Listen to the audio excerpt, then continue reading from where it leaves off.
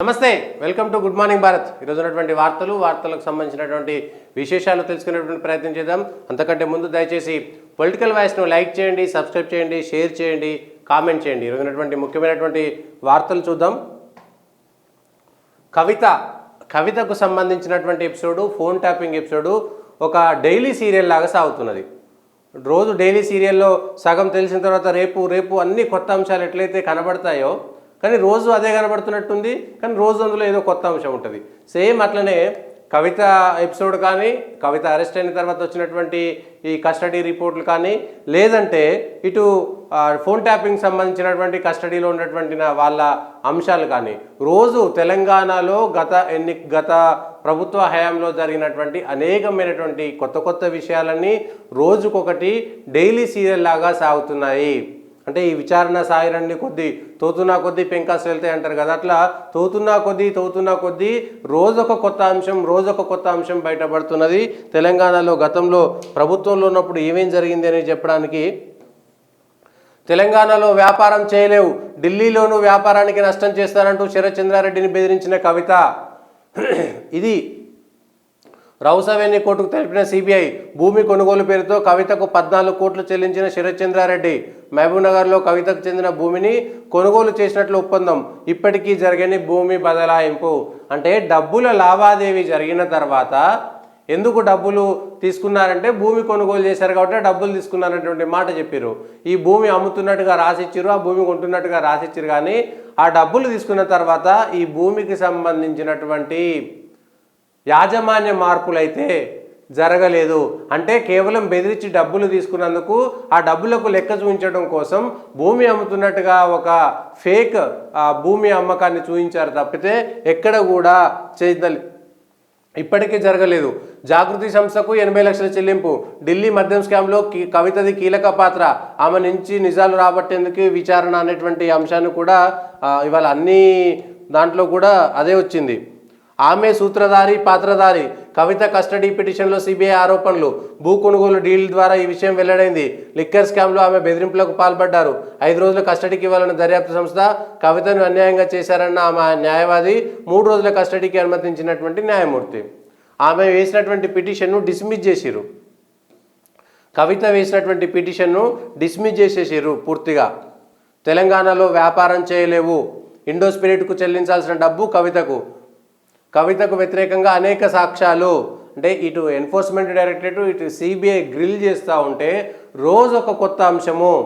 డబ్బులు, అధికారాన్ని అడ్డు పెట్టుకొని డబ్బులు సంపాదించుకునేటువంటి మార్గాన్ని తీసుకెళ్లారు తప్పితే అధికారం అంటే ప్రజాసేవ, అధికారం అంటే సేవ, తెలంగాణ ప్రజల కోసం, తెలంగాణ ప్రజలకు సేవ చేయడం కోసం మాత్రమే అధికారంలోకి వచ్చామని చెప్పుకున్నటువంటి నాయకులు చేసినటువంటి ఘనత ఇది అని ఒక్కొక్క అంశము బయటపడుతున్నది. ఇది మనం చెప్పేది కాదు, మన ఛానల్ చెప్తున్నటువంటి విషయం కాదు. సిబిఐ చెప్పినటువంటి అంశము, ఈడీ చెప్తున్నటువంటి అంశము, కస్టడీలో వస్తున్నటువంటి నిజాలు.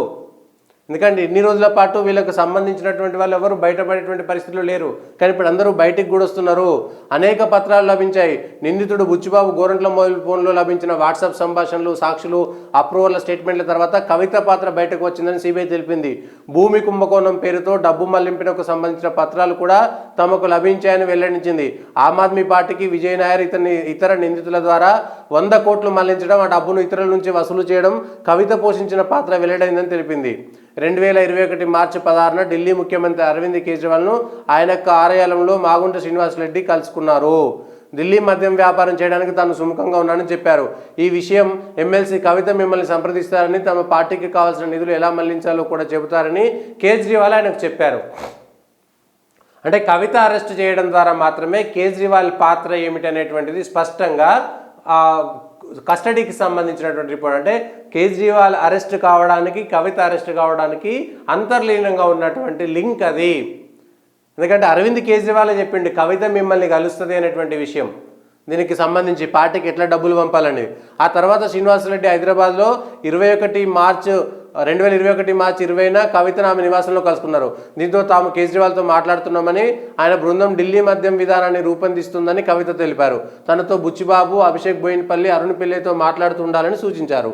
ఆమ్ ఆద్మీ పార్టీకి 100 కోట్ల ముడుపులు చెల్లించవలసి ఉందని, మద్యం వ్యాపారంలో భాగస్వామ్యం కావాలంటే ముందుగా 50 కోట్లు చెల్లించాలన్నారు. ఆ తర్వాత కవిత సీఏ బుచ్చిబాబు 21న శ్రీనివాసరెడ్డిని కలుసుకుని 50 కోట్లు చెల్లించాలని డిమాండ్ చేశారు. ఆ తర్వాత శ్రీనివాసరెడ్డి తన కుమారుడి ద్వారా కవిత సహచరులు బుచ్చిబాబు, అభిషేక్ బోయిన్పల్లికి 25 కోట్లు చెల్లించారు. అంటే పూసగుచ్చినట్టుగా ఏ రోజు ఏం జరిగింది, ఎవరెవరు డబ్బులు తీసుకున్నారు ఏంటి అనేటువంటి విషయం తెలంగాణకు సంబంధించినటువంటి ప్రజలకు ఈ విషయాలు అర్థం కావాల్సినటువంటి అవసరం ఉన్నది. ఎందుకంటే తెలంగాణ తెలంగాణ తెలంగాణ పేరుతోటి, ఎందుకంటే రాజకీయ ఆరోపణలు కేసీఆర్ కుటుంబం బాగుపడ్డది, కేసీఆర్ కుటుంబం మాత్రమే బాగుపడ్డది అనేటువంటిది రాజకీయ ఆరోపణలు అయి ఉండవచ్చు. కానీ ఆ రాజకీయ ఆరోపణలు మాత్రమే కాదు, ఇగో జరిగినటువంటి కుంభకోణాలలో ఇదే జరిగింది. కవితకు సంబంధించినటువంటి దాంట్లో కేసే లేదు, విచారణ ఎక్కడ ఉంటుంది అనేటువంటి మాట కవితకు సంబంధించినటువంటి న్యాయవాది చెప్తే, ఆ కేసుకు సంబంధించినటువంటి అంశంలో 3 రోజులు విచారించేందుకు, కవితను విచారించేందుకు కోర్టు కూడా అనుమతించింది. ఎందుకంటే ఈ కేసులో వీళ్ళకు సంబంధించినటువంటి దాంట్లో కూడా, కవితకు సంబంధించినటువంటి దాంట్లో కూడా కవిత కేసు వేసినటువంటి పిటిషన్, ఆమె విచారణను కూడా కోర్టు తోసిపుచ్చేసింది. అంటే సిబిఐ కోర్టుకు సిబిఐకి సంబంధించి అనుమతి ఇవ్వడము, సిబిఐకి కస్టడీకి ఇవ్వడం కూడా. ఒక్కొక్క విషయం బయటికి వస్తున్న కొద్దీ న్యాయమూర్తులు కూడా బెయిల్ ఇవ్వడానికో లేదంటే కస్టడీకి ఇవ్వడానికి వ్యతిరేకించే పరిస్థితులు లేవు. ఒక్కొక్క విషయము పూసగుచ్చినట్టుగా బయటే పడుతుంటే, అయితే కవితకు ఒక చిన్న ఇదేంటంటే వాళ్ళ సోదరుడు కేటీఆర్ తోటి, వాళ్ళ భర్తతోటి మాట్లాడేటువంటి అవకాశము, పిఏ తోటి మాట్లాడేటువంటి అవకాశం కూడా కోర్టు ఇచ్చింది.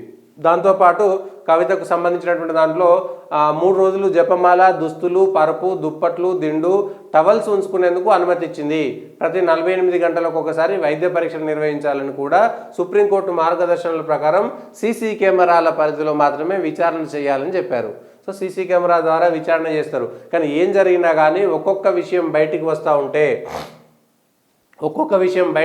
ఉంటే అసలు ఏం జరిగింది, ఈ మేరకు ఇంకెంత సంపాదించారంటే, మద్యం కేసు ఒకటి దొరికింది, దొరకనటువంటి ఎన్ని ఉంటాయి, ఇంకా బయట పడనటువంటి ఎన్ని ఉంటాయి, వదిలేసినటువంటి వాళ్ళు ఎంతమంది ఉంటారు, అది ఆలోచించాల్సినటువంటి అంశం దీని వెనకాల.